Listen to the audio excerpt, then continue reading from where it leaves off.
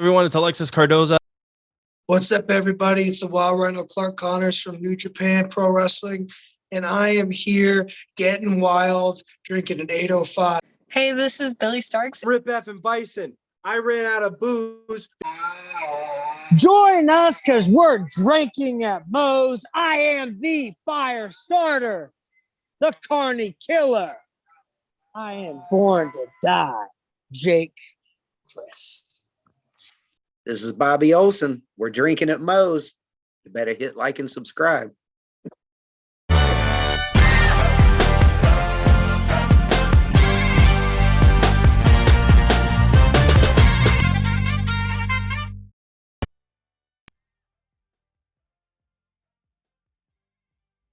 right, everybody. I want to thank Reaper Apparel for having Drinkin' at Moe's be a brand ambassador.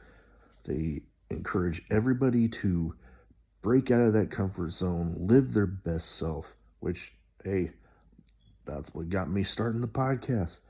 But they got great clothing, great apparel, t-shirts, hoodies, beanies, hats, all that good stuff. Be sure, link will be in the description, and use the code Drinkin' at Moe's to get 10% off your order. Let's fucking go.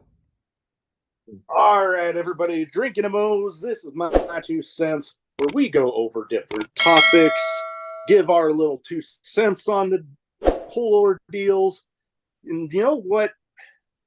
As always, YouTube, make sure you like, comment, share, all the good stuff. You know what? Hump that damn like button in there.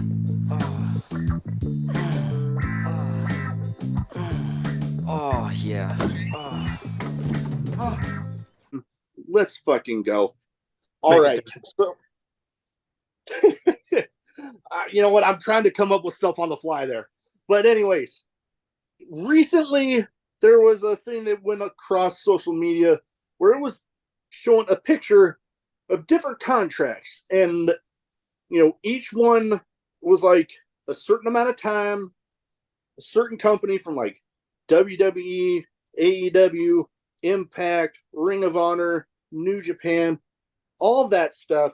And, you know, they all had different perks, different, you know, like I said, different time frames.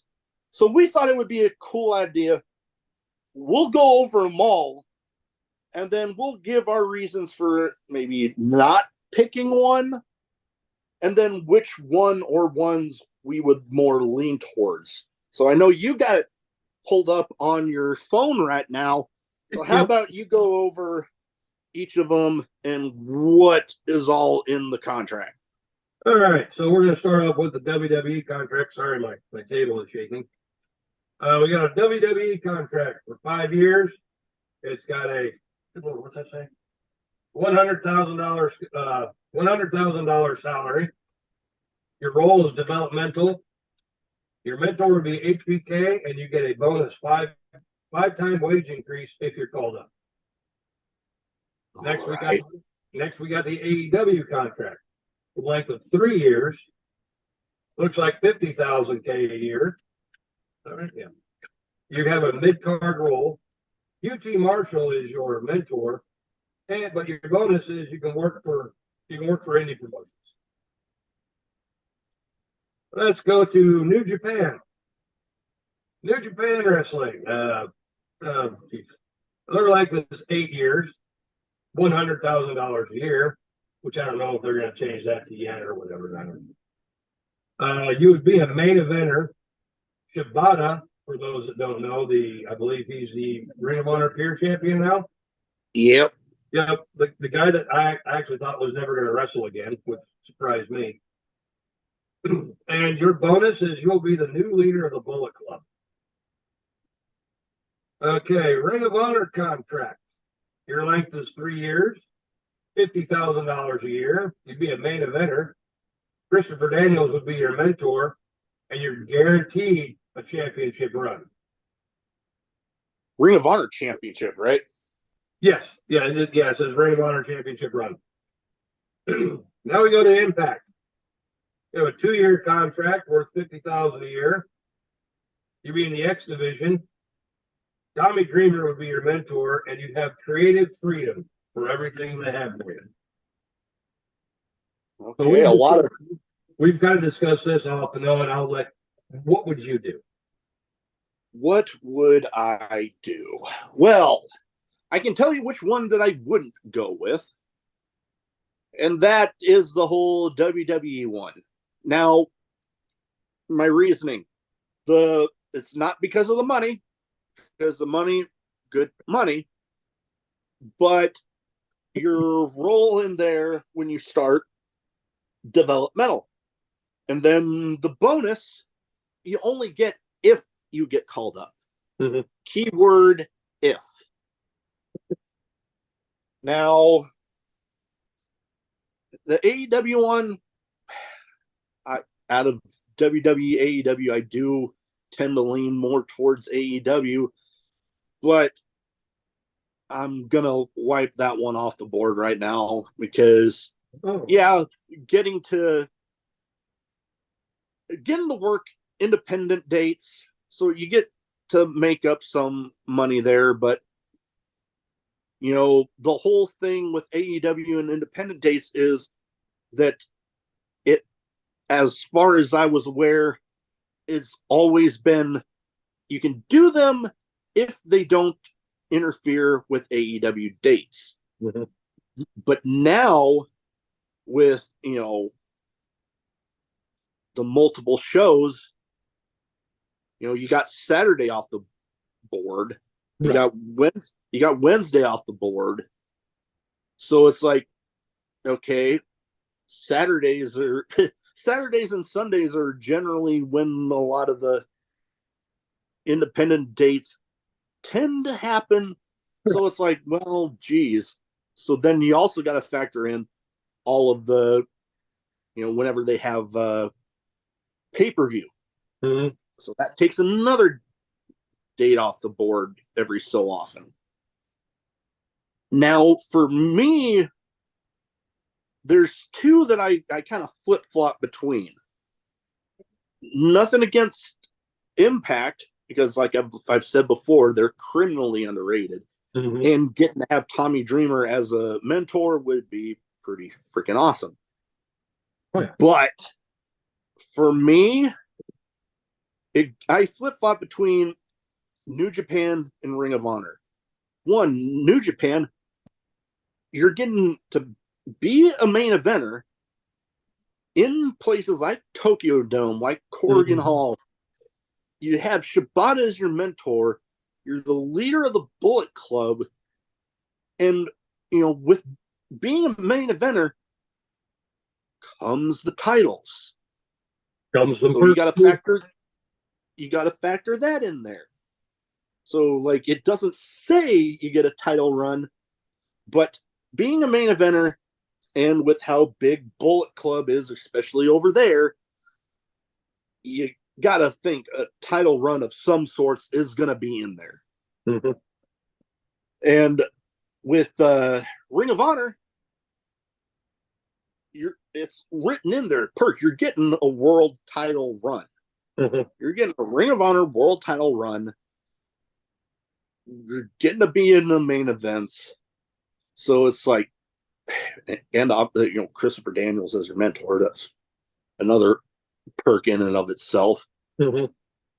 But, you know, the way I keep going about this is that I kind of flip more towards New Japan out of those because of everything that I stated. Main eventer, leader of the Bullet Club, your mentor Shibata. All of those things leading to titles and that sort of thing. And then you're building up your name during that time. Mm-hmm. Which, you know, the bigger your name over there, the bigger your name elsewhere.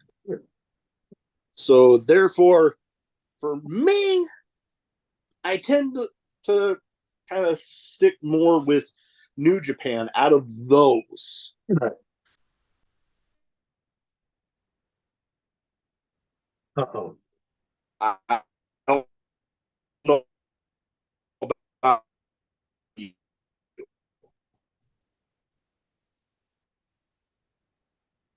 Okay. What happened.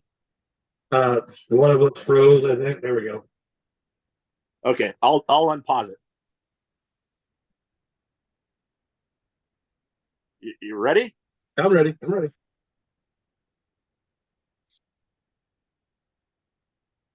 What the hell? Let me get. Okay, got it. All right. You can edit So that. yeah, we had a little technical difficulty there, but we're back. I went over which ones I lean towards and what one I'd probably go with. I don't know about you. Okay, so when it comes to WWE, I'm the same as you. Um, you're developmental. What WWE has shown me in the past and in the future right now, yes, you can be a big star in NXT. But what happens when you get called from NXT to the main roster? Making what I say. What did I say? Oh, okay. So you get called up to the main roster, you're going to be making 500,000 a year. Well, that's great. But what if they don't know what to do with you? Yeah, and they've shown often that they don't. There's only a handful of people that have gone up to the main roster where they either knew what they were going to do, knew how to use them, knew how to book them, and the rest of them are just kind of like they're in AEW right now. Or they're something else. So in there, granted, HBK is your mentor. I'm going to lean away from that, even though a lot of people say WWE is where you want to be. Well, that's great. If they know what to do with you, that'd be awesome. But they don't.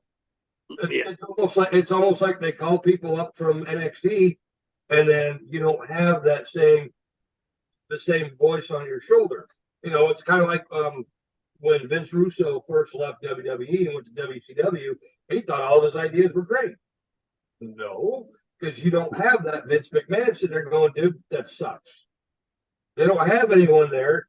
They're doing the same shit, but no one from that I could feel that no one from WWE main roster actually watched what they did.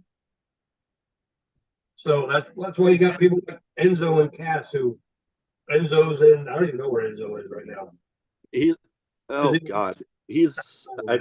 I'm forgetting. He's still in wrestling. I know I've seen him around. I just can't remember. AEW.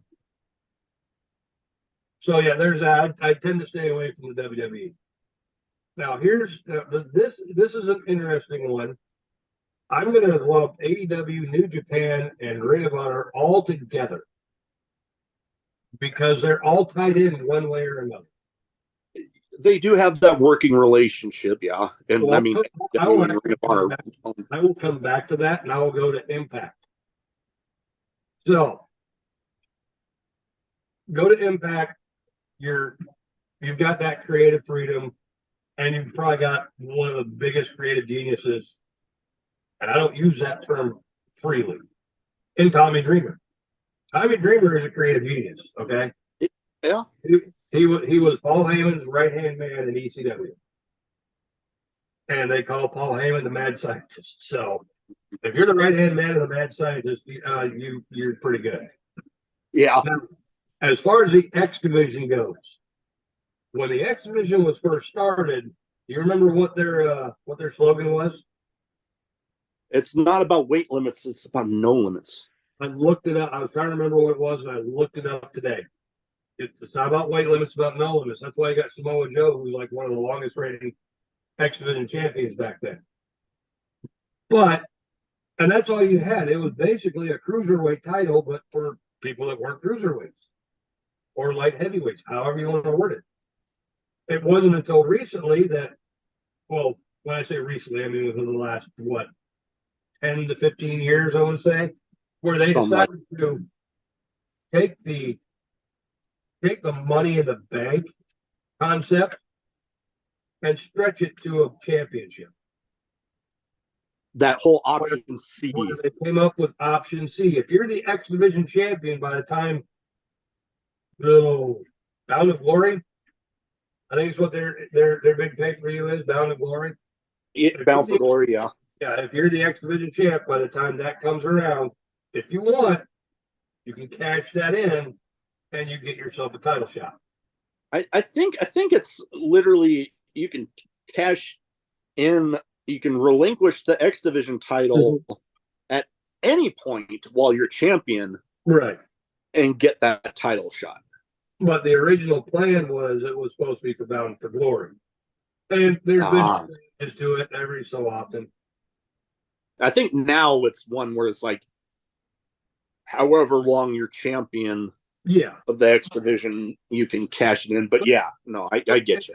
And here's the thing: back when the X Division was first created, it was innovative because the only time you saw people doing half the crap you saw on the X Division, it was on WCW whenever they had the cruiserweights. You didn't see it in WWE, so you had what basically Impact back then was, and then even though it was NWA TNA.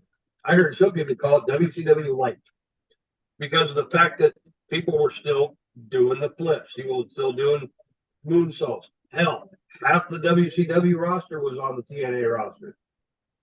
Those that didn't get bought out by WWE were going down to Nashville, down to the fairgrounds. So,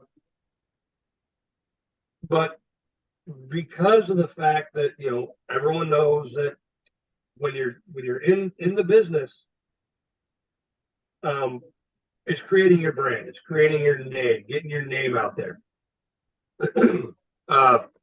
Impact, they're really not. I mean, they've had their ups and downs, and I kind of think they're kind of out trying to make their way up, but they're just not. They're not there. They're not there like they were back in the early 2000s. Yeah, When Hogan and Bischoff showed up, they're not there yet. They're bringing it back up. Yes, they're making splashes with people that show up, like Trinity, Bully Ray still there, and Bully Ray can do what he wants there and turn around and go and bust it open and run his mouth. It works. It gets eyes on the product. But if no one really has access TV, you're not going to get eyes on your product. Yeah. So there's that. So then I will go to which one? Let's just do New Japan. The 8 years. I've most people wouldn't know there's wrestling in Japan unless you don't watch Chris Jericho. Japan, Mexico, I mean, all that good stuff, and then everything else that happens when they go over to. When WWE and WCW have gone to do Japan shows, they're usually in conjunction with either New Japan or was it All Japan? Yeah, I think All Japan.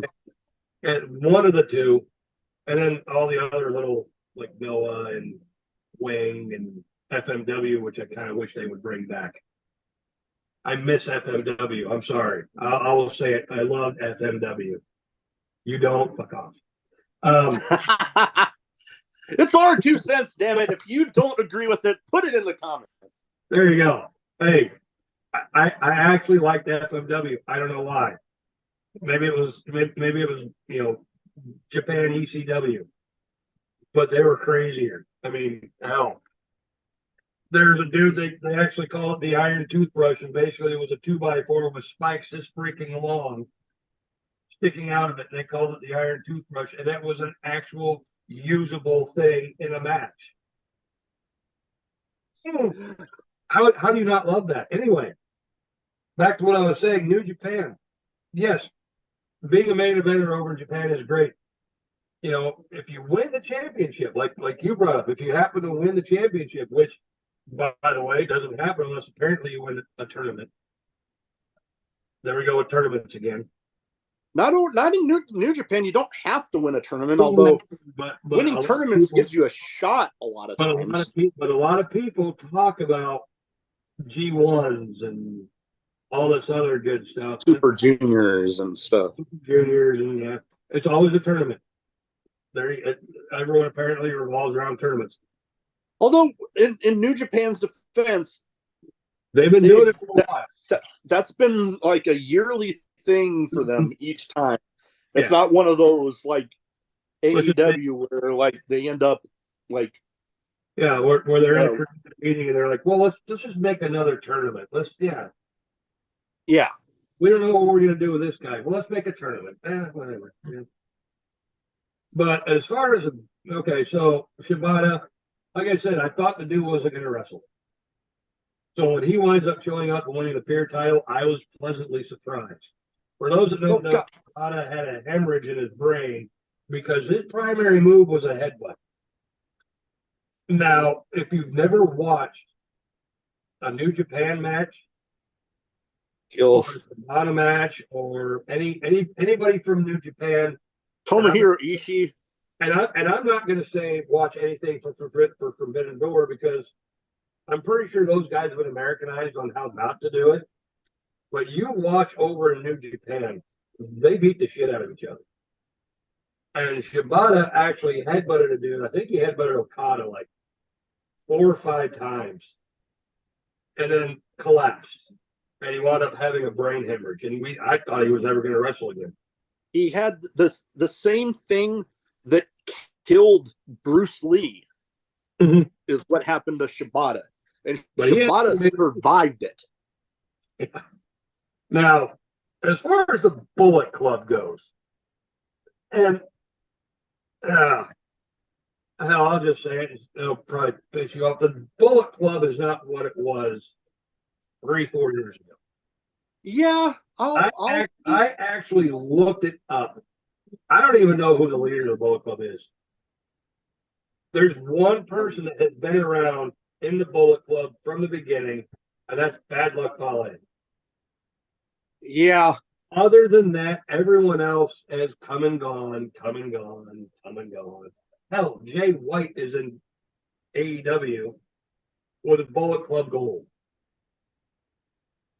Now, according to the interwebs, Bullet Club Gold is they're part of the Bullet Club. Okay, I get that. What are they? You know what I mean? It's things where it's like, is it really? It's kind of like when the Bullet Club showed up in Ring of Honor. And I'm like, how can you do that? But then Matt and Nick Jackson were splitting time between Ring of Honor and New Japan. So it's like, okay, I'll go with it. But if Jay White and Juice Robinson aren't splitting time between AEW and New Japan, and I think the only time the Guns have seen Japan is when they looked at a map. So, how do you use the Bullet Club name unless they were given the right to do it? Unless it's part of the working relationship with AEW. True. So, I'm not going to say that the Bullet Club or leader of the Bullet Club is a game changer. I'm trying to negotiate where it's like I don't have to be, because it almost seems to me like the Bullet Club is almost where you go to die. It's almost where it seems. It's like they've got indie promotions that are showing up to be a part of the Bullet Club. Because like I said, I looked it up. I recognize one name. After that, I don't know who the hell any of these people are. I've interviewed one that's a current member. Hold on. Chuck Connors. Clark Connors. Clark Connors. There you go. Yeah, okay. I recognize 2 names. Other than that, I don't know who the hell they are. I've met another one. I believe he's a member at the time, Alex Coughlin. Yeah. I met him at Warrior Wrestling. But it's just some of the stuff that guy pulled off. It's just one of those things where it's like I don't know who these people are. Yeah. They show up and they've got the symbol. Hey, cool. It makes social media the very within 3 hours of it happening that there's a new member in the Bullet Club. You sit there I sit there and look at it and go, okay, who the hell is that? It's one of those. Okay, so he joined the Bullet Club. He joined the Bullet Club to get name recognition. Well, now you're getting to a point where you want to leave the Bullet Club to get name recognition.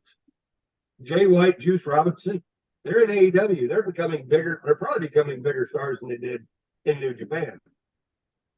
I don't know about yet. Not yet. Not yet. They've actually, I think they got to still get a little more established. They're actually going on a pretty good win streak right now. True. And plus, they got that kick-ass entrance where they come in and they just the camera just kind of goes around them. That's actually cool. Now, Juice Robinson acted like a freaking animal when the camera comes around him. I'm not sure about that, but whatever. Watch it, and you'll see. Now, like I said, these kind of go hand in hand. The Ring of Honor contract, you know, you're a main event, you're guaranteed a championship run, and you've got Christopher Daniels. Christopher Daniels is a legend. Straight up. You win the Ring of Honor championship, and you're almost guaranteed you're going to be on AEW. I'm just going to say it. You're going to be on AEW one way or another. Unless you say you don't want to be on AEW, you know, like you, myself included, if I'm the Ring of Honor champion, why am I going to Dynamite? That's the, I was just going to bring that up because, I mean, you are right. Ring of Honor champion, you're going to be on one of the AEW programs at some point. So after you brought that up, I actually kind of thought about it. If you look at Ring of Honor TV, that almost looks like it's a developmental brand. That a lot of people have brought that up, yeah. Because you got the bigger stars that are showing up on AEW. Your Claudio, Adam Cole, and MJF, the tag champs. We just talked Samoa Joe. Good Lord, Samoa Joe. He's on. And then you know, Brian Cage has shown up on AEW, but the other two members of the six-man champions have not. And if they have, it's been like a show up for a cup of coffee and you're gone. Yeah. So, you know, it's like, yes, we're trying to build this as its own brand, but we're going to use it. And I've heard they're going to use it as developmental because if you happen to notice, a lot of the younger stars, like Action Andretti, Dante Martin, where are those guys wrestling at right now? Yeah. They're over at Ring of Honor. Billy Starks. Yep. So as far as all that goes, it's almost like, you know, if you sign with the Ring of Honor, it's almost like you're signing a developmental deal with AEW, but that's almost a developmental deal that I would sign because, and I'm not going to say it's going to happen because you never know. In like 3, 4, 5 years, it might get to a point to where you don't need to have these AEW guys helping build it, and you can just go off and do your own thing, and then we'll be over here doing our own thing. That is true. I can definitely see that. And as far as New Japan goes, they're going to show up. They're going to show up on AEW anyway when it comes time for Forbidden Door 3 and then 4. The thing with New Japan though is they also have somewhat of a working relationship with Impact, so you could show up on either one of them too. Yeah, you show up on either one of them. But I would definitely, if I was to sign the contract, I would actually sign it with Ring of Honor. Yeah, you know, with the caveat of I'm your champion. I'm your champion. You know, if we tape on Mondays, I'm going to be here on Mondays. I'm not going there on Wednesdays or Fridays or Saturdays. I'm the Ring of Honor champion. This is where I'm going to be. That would be something that I would definitely try to, like, I know, yeah, Tony Khan makes the decisions and stuff, but if he seems like the type that's a little more into, you know, his roster's input. So yeah, I would definitely be bringing it up that like, hey, I'm the Ring of Honor champion. I'm like, if you want me to, you know, do a one spot here or there, that's whatever. But I want to be centered right here where I am there every week. And then, yeah, I might go here and do a one, like, bring eyes onto the brand, but then bring me back here. Yep, that's exactly how it'll go. So yeah, I'd sign with Ring of Honor in a heartbeat. Oh, yeah. And I actually like Ring of Honor. I was pleasantly surprised when I saw Tony Khan say he bought it. So, oh, yeah. Yeah, I was subscribed to Honor Club for a while, but then I don't know. It was a combination of things that I had to cut some stuff, and that's understandable. Like I mentioned with the champions not really necessarily always being there, with the exception of Athena. I'm just like, you know what? I don't watch it near as much as I used to, so I'm just and Athena and 2/3 of the 6-man champions. True, yeah. So, yeah. No. Well, I think those guys have been on Rampage. I think those guys have been on Rampage once or twice, but other than that, they haven't. Yeah. Nope, I think I've seen them show up there once or twice, yeah. Anyways, that is about all we have for this one.